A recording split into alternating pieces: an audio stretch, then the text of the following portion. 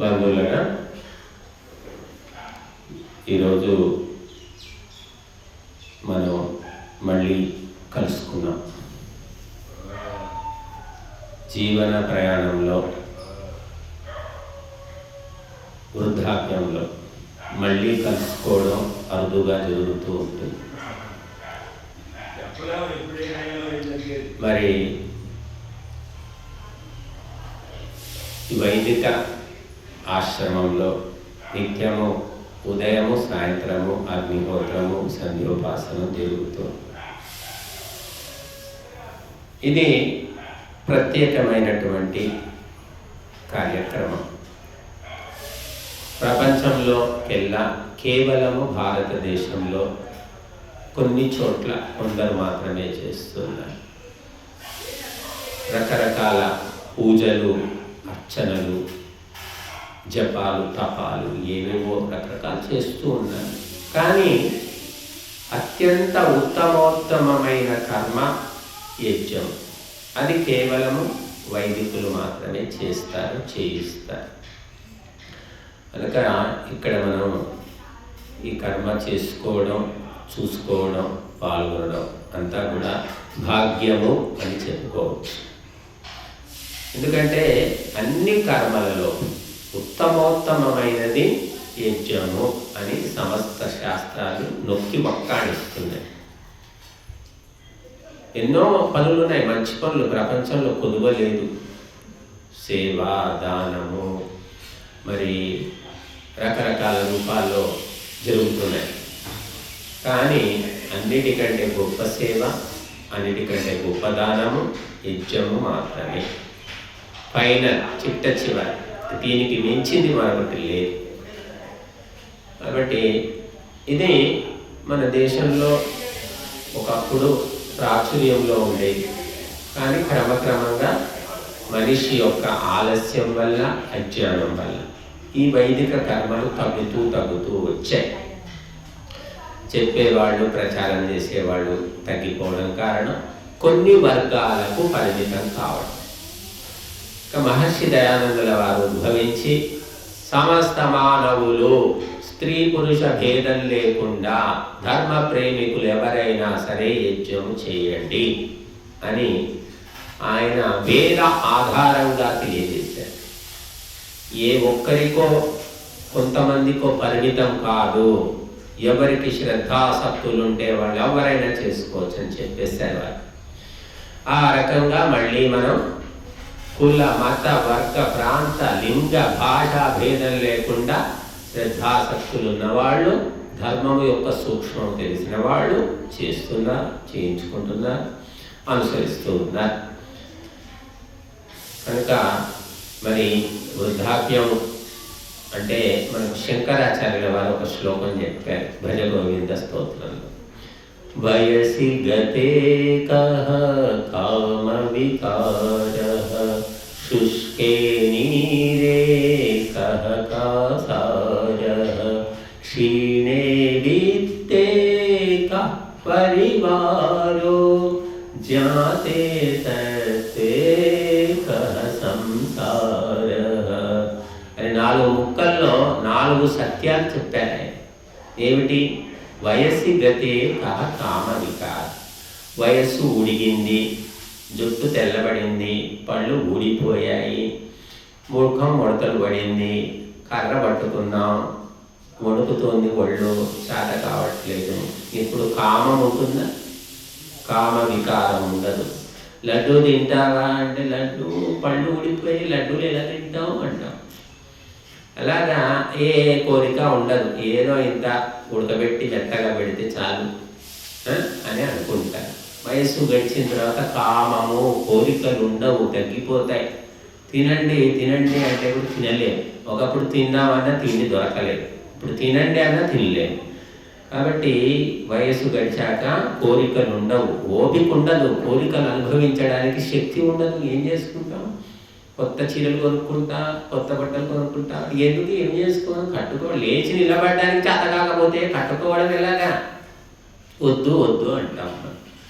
కాబట్టి వయస్సు గడిచిపోయిన తర్వాత కోరికలు మనం ఎంత బలహీనమైపోతుంటామో, ముసలిగా మారుతుంటామో, శక్తి నశిస్తూ ఉంటుందో, కోరికలు అనేవి కూడా అలాగే చచ్చుపడిపోతాయి. తర్వాత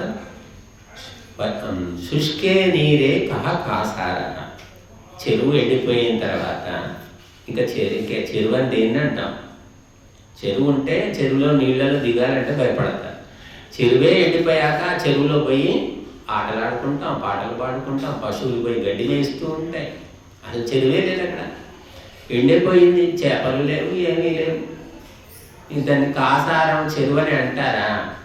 అనలేము. శుష్కే నీరే కాసార. ఎండాకాలం వస్తుంది, ఇప్పుడు మండుతున్న ఎండలు, ఒళ్ళంతా కూడా ఉడికిపోతుంది, మాంసం ఉడికిపోతుంది, నరాలు ఉడికిపోతున్నాయి. కొంతమంది వడదెబ్బ కొట్టి చచ్చిపోతున్నారు, శక్తి లేని వాళ్ళు చచ్చిపోతున్నారు. అంత పక్షుల పరిస్థితి పాపం ఏమిటి? మరి పక్షులకు నీళ్ళు ఎక్కడ? చెరువులు ఎండిపోయాయి, కుంటలు ఎండిపోయాయి, బావులు ఎండిపోయాయి. పక్షులు ఎలా నీళ్లు తాగుతాయి?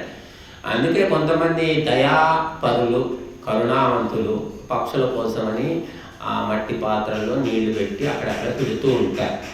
బుద్ధిమంతులు, దయావంతులు కొంతమంది. కాబట్టి అది ఒక మంచి పనే.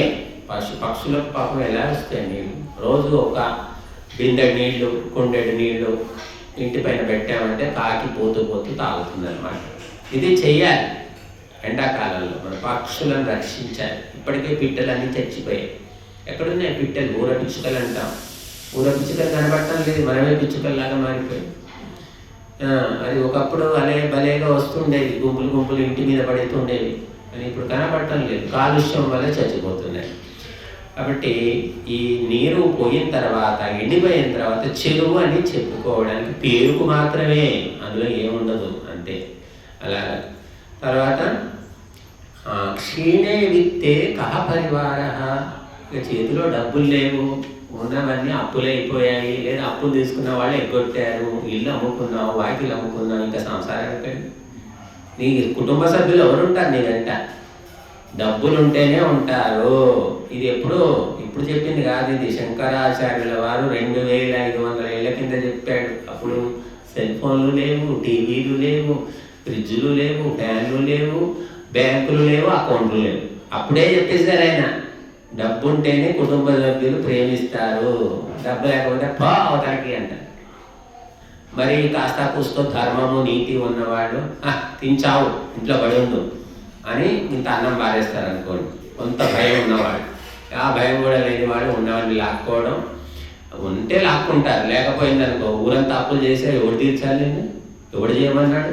వాళ్ళ కోసమే చేసింది, కానీ అలా అంటారు వాళ్ళు.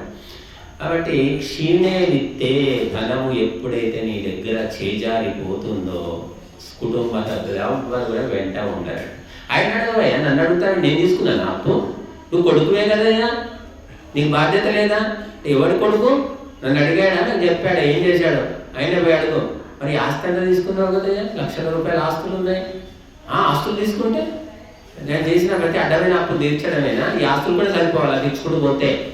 అలా అంటారన్నమాట. కొడుకులు కూతుళ్ళ నెత్తి మీద పెట్టుకుంటే ఆ నెత్తి మీద తీసి నేలకేసి విసిరి కొట్టే రోజు వస్తుంది. 99 మందికి వస్తుంది. ఎవరో పుణ్యాత్ములు మాత్రమే తప్పించుకొని సుఖమైనటువంటి వృద్ధాప్యాన్ని గడుపుతారు. వాళ్ళు ధర్మాత్ములు అన్నమాట. ఏదో ధర్మం పూర్వజన్మలో చేసుకుందని వాళ్ళకుంది కాబట్టి వృద్ధాప్యంలో కూడా లేవ చాతగాకపోయినా కొడుకు భయపడుతూ ఉంటాడు తండ్రి దగ్గర. నాన్నగారు చెప్పండి నాన్న. అరే ఆయన లేవ చాతగా కూడా మంచంలో పడి ఉన్నాడు, ఆయన ఎందుకు భయపడుతున్నావే? భయపడతాడు, ధర్మం ఉంది కాబట్టి. గత జన్మలోనో ఈ జన్మలోనో ఎప్పుడో సంపాదించుకున్నాడు. అందుకోసం ఏం చెప్తున్నారు మనకు? ధర్మం సంపాదించుకోండి. ధర్మం ఉంటే ఆ రాజు కూడా భయపడతాడు, యముడు కూడా భయపడతాడు. నీ కొడుకు ఎంత? ఆ ధర్మాన్ని మనం సంపాదించుకోవాలి జీవితంలో ఏమిటంటే సంసారంలో ఉన్నవాళ్ళు కాస్త కాళ్ళు చేతులు ఆడినన్ని రోజులు కూడా డబ్బు. కొడుకుకు జమ చేయాలి, కూతురుకు జమ చేయాలి, మనవడికి జమ చేయాలి, ఇదే పని. కాళ్ళు చేతులు బాగున్నన్ని రోజులు ధర్మకార్యం ఎందుకు పోతారు? ఏముంది అక్కడ? ఊరికే ఆయన అదే చెప్తూ ఉంటాడు. ఏం టైం వేస్ట్. హాయిగా బయట పనికి పోతే 500 వస్తాయి, రోజుకు 1000 రూపాయలు ఇస్తారు, పనికి వెళ్ళరాదు అని ఈ విధంగా డబ్బు సంపాదించుకుందాం, పని చేసుకుందాం, దాచిపెట్టుకుందాం అనే ఆలోచన తప్ప ధర్మాన్ని ఆచరిద్దాము, ధర్మాన్ని తెలుసుకుందాం అనే బుద్ధి ఉండి చావదనమాట. చాలామందికి ఉండదు. ఇక చేతగానప్పుడు ధర్మపన్నాలు అందరూ చెప్తారు, చెప్పొచ్చు నీతి శాస్త్రాలు చేతగానే. కానీ ఒంట్లో శక్తి ఉన్నప్పుడు ఎంతమంది ధర్మం పాటించారు? ధర్మాన్ని ధర్మ బోధనలు విన్నాం, పాటించడం దేవుడు వింటే కదా అసలు. తర్వాత చివరి ఏం చెప్తున్నాడు? జ్ఞాతే తత్వే కహ సంసార. ఎప్పుడైతే నువ్వు తత్వం తెలుసుకున్నావో సంసారం ఎక్కడుంది? తత్వం తెలుసుకో. ఈ ప్రకృతి ఏంటి, పరమాత్మ ఏంటి, జీవాత్మ ఏంటి, ఈ జన్మ ఏంటి, మరణం ఏంటి, ఆడ ఏంటి, మొగ ఏంటి, ఈ పెళ్ళిళ్ళు ఏంటి, పిల్లలేంటి, ఎక్కడి నుంచి వస్తున్నారు, ఎక్కడికి పోతున్నారు, ఏం జరుగుతుంది, మాయ ఏంటి అసలు అని నువ్వు ఎప్పుడైతే తత్వ విచారణ చేస్తావో ఇక సంసారమే లేదు. నీ వెంట ఎవ్వరు పడరు, నీ మొహం కూడా చూడరు. ఆయన వేదాంతే సన్యాసి తాత్వికుడు, ఆయన దగ్గర ఏముంది, ఆయన దగ్గర వేస్ట్ అంటారు. ఎవరు చేసుకోరు కూడా, ఆయన దగ్గర కూడా రారనమాట. అంత సంసారం వదిలిపెట్టేస్తుంది, దూరం వెళ్ళిపోతారు వాళ్ళు. మనసు లోపల ఈ వాసనలు ఉన్నంత కాలము సంసారం తప్పదు. అందుకే వాసనలు వదిలించుకోవాలని చెప్పేది. మీరు ఎన్ని శాస్త్రాలు చదివినా వాసనలు వదలనంత వరకు జన్మల పరంపర తప్పదు. అందుకే మెదడులోంచి సంసార వాసనలు తీసేయాలి.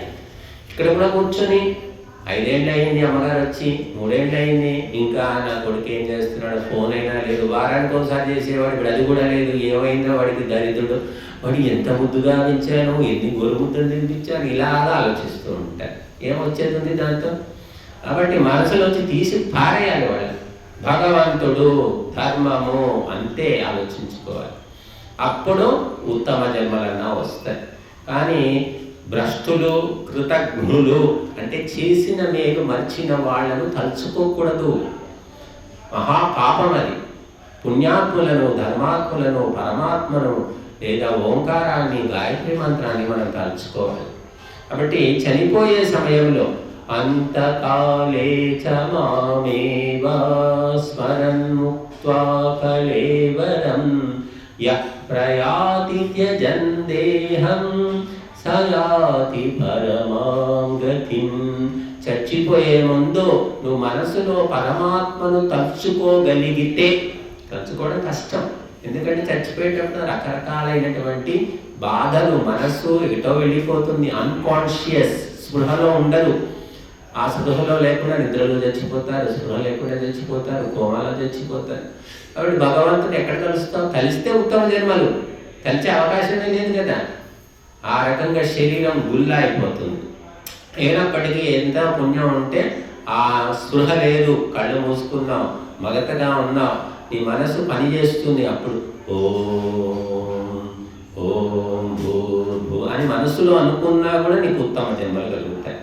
అని అనుకునేటటువంటి సౌకర్యము, సౌలభ్యము ఎంతమందికి ఉంటుందంటే చెప్పలేము అనమాట. కోట్లు. మనుష్యాణం సహస్రేషు కశ్చిత్ యతతి సిద్ధయే యతతామపి సిద్ధానాం కశ్చిన్ మాం వేత్తి తత్వతః అని చెప్పారు. కాబట్టి ఎవరో ఒకరికి ఆ స్పృహ అనేది ఉంటుంది. కాబట్టి మనము తత్వము తెలుసుకో. ఈ శరీరం ఎలా ఏర్పడింది? శరీరం చూసి మురిసిపోతా. యవ్వనంలో నాకు కండలు ఉన్నాయి, నేను చాలా అందంగా ఉన్నాను అని చాలామంది మొగలుపోతూ ఉంటారు. కానీ అందం ఏమైపోతుంది? చివరికి ఎండమావిలాగా అయిపోతుంది. కండలన్నీ ఏమవుతాయి? బొక్కలు తీరుతాయి. ఎవరి దగ్గరికి రాడు. ఊరంతా భయపడుతుంది ఒకప్పుడు, ఇప్పుడు ఊరంతా కూడా ఉమ్మేస్తుంది. చేపావతలకి అంటారు. కాబట్టి అందము కానీ బలము కానీ ఉండేవి కావు. కాబట్టి తత్వము తెలుసుకో. ఒంట్లో ఓపిక ఉన్నప్పుడే తత్వము తెలుసుకో. ఈ పరమాత్మ ఎవరు? నేను ఎందుకు పుట్టాను? ఈ భార్య ఎక్కడి నుంచి వచ్చింది? ఎన్నేళ్ల క్రితం వచ్చింది? భర్త ఎక్కడి నుంచి వచ్చాడు? ఈ పిల్లలు ఎక్కడి నుంచి పుట్టుకొచ్చారు? ఎందుకు వాళ్ళు లేనప్పుడు నేను బతికిలేనా? 25 ఏళ్ళు నీకు పిల్ల లేదు, పీచు లేదు, పెళ్లి లేదు, పెడాకు లేదు, సంతోషంగానే ఉన్నావు కదా. సరే కన్నావు, జన్మ ఎత్తినందుకు మనం కనమని చెప్తుంది, శాస్త్రమే చెప్తుంది. పెళ్లి చేసుకోవయ్యా పిల్లని కానీ చావని చెబుతుంది.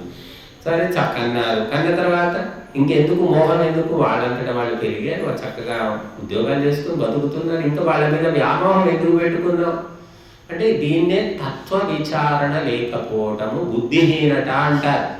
కుక్కలు, పిల్లులు, కాకులు, పక్షులు ఏవి కూడా సంతానం గురించి ఇంత ఆలోచించమన్నమాట. మనం చచ్చే ముందు కూడా వాడేడురా మనవడు రాంబాబు రే మనవడా అని వాడి దగ్గర కూడా చేస్తాడు వాడు. చూడండి, రామరామ అన్న బాగుంది, రాంబాబు అంటాడు. మనవడే కావాలి. ఇది మోహం అంటారు. కాబట్టి ఈ వ్యామోహాలు వదిలించుకొని తత్వ విచారణ చెయ్యండి. ప్రశాంతంగా ఉంది. ఇక్కడ ఏంట హాయిగా, ఎండాకాలం బయటికి వస్తే ఉడకగా చస్తున్నాం. ఎంత ఎండలు ఉన్నాయి, ఇక్కడ చల్లగా. ఏం చేయాలి? కూర్చొని సొల్లు కబుర్లు చెప్పుకోకూడదు. పిల్లి మీద బలి పడింది, బలి మీద నల్లి పడింది, ఇవి చెప్పుకోకూడదు.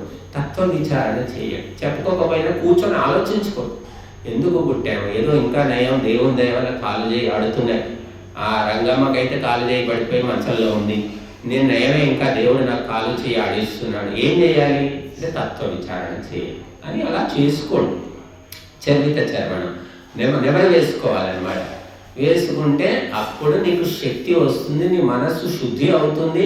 శుద్ధమైన మనస్సులోనే భగవంతుని చింతన జరుగుతుంది. భగవంతుని చింతన జరిగినప్పుడే నీకు ఉత్తమ జన్మలు తప్పవు.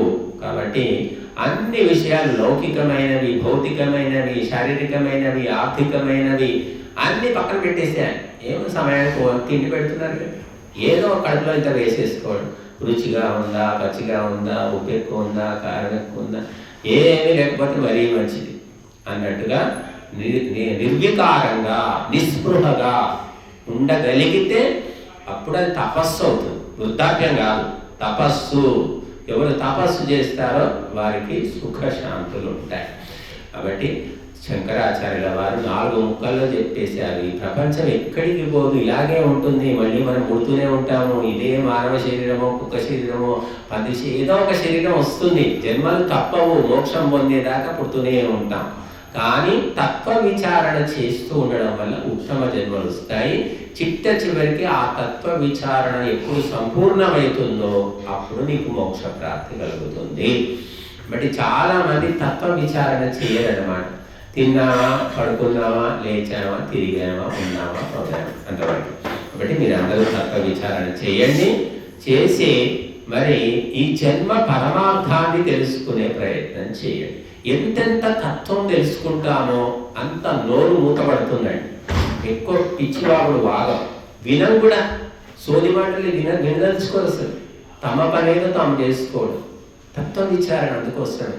అందుకే ఎందుకు పుట్టాము, ఎక్కడ పుట్టాము, నేను ఎలా ఉన్నాను, ఎలా అయిపోయాను, దీనికి కారణం ఎవరు అంటే నువ్వే. నీకు నువ్వే కారణము. ఎవ్వరు నిన్ను చెడగొట్టేవాళ్ళు లేరు, ఎవరు పోగు చేసేవాళ్ళు కూడా లేరు. కాబట్టి ఇవన్నిటికీ ఎవరినో అనుకోవడం వేస్తూ కోవడం చేసింది కాబట్టి ఇక్కడ వచ్చబడ్డాను. నా కొడుకు పెద్ద మూర్ఖుడు, నోట్లో వేలు పెడితే కొడతలేని వాడు, అమాయకుడు, వాడి వల్లే ఇలా అయ్యింది, ఇలా అనుకోకండి. ఎవరిని నిందించకూడదు. అన్నిటికీ కారణం మన కర్మలు అని శాస్త్రాలు చెప్తున్నాయి. మరి మన కర్మలను బాగు చేసుకోవాలంటే ఆలోచనలు, వాసనలు మనం మార్చుకోవాలి. అంతే. ఓం శాంతి.